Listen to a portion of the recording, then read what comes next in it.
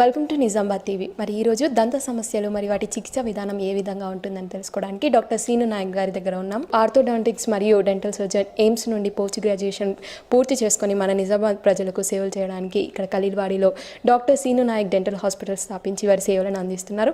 మరి అదేవిధంగా వీళ్ళు మొబైల్ డెంటల్ క్లినిక్ కూడా ప్రారంభించి పూర్ పీపుల్కి వాళ్ళ ఎవరికైతే దంత సమస్య ఉన్నా ట్రీట్మెంట్ చేయించుకోవడానికి ఆర్థిక స్తోమత ఉండదో వారి దగ్గరికి స్వయంగా వెళ్ళి క్యాంప్స్ లాగా నిర్వహించి వారికి ఫ్రీగా వాళ్ళకి సేవలు అందిస్తున్నారని కూడా చెప్పుకోవచ్చు. మరి ఈరోజు మరికొన్ని విషయాలు అడిగి తెలుసుకుందాం. నమస్తే అండి. నమస్తే. పన్ను కలరు అంటే వైట్గా ఉన్న పన్ను కలర్ చేంజ్ అవ్వడానికి కారణాలు ఏముంటాయి? పన్ను కలర్ చేంజ్ అవ్వడానికి మెయిన్ కారణం ఏమంటే, ఫస్ట్ ఆఫ్ ఆల్ ఏమంటే మన బ్రషింగ్ టెక్నిక్ సరిగా లేకపోవడం.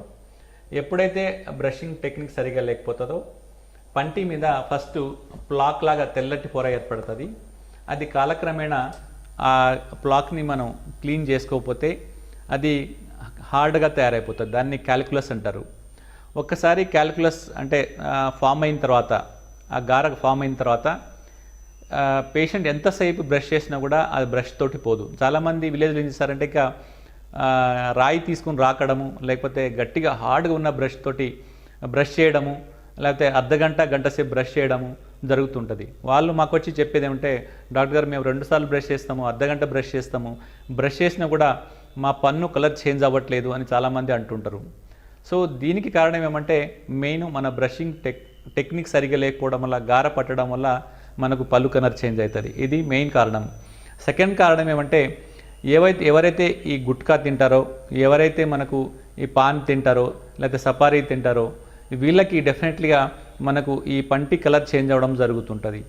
థర్డ్ కారణం అంటే ఫ్లోరైడ్ వాటర్ కన్జంప్షన్ వల్ల, ఎవరైతే ఈ వాటర్ ప్రెగ్నెన్సీ ఒక ఉమెన్ ప్రెగ్నెంట్ ఉన్నప్పుడు ఆ వాటర్ని కన్జంప్ చేయడం వల్ల పుట్టబోయే బిడ్డకి ఈ ఫ్లోరైడ్ టీత్ తోటి వస్తుంది.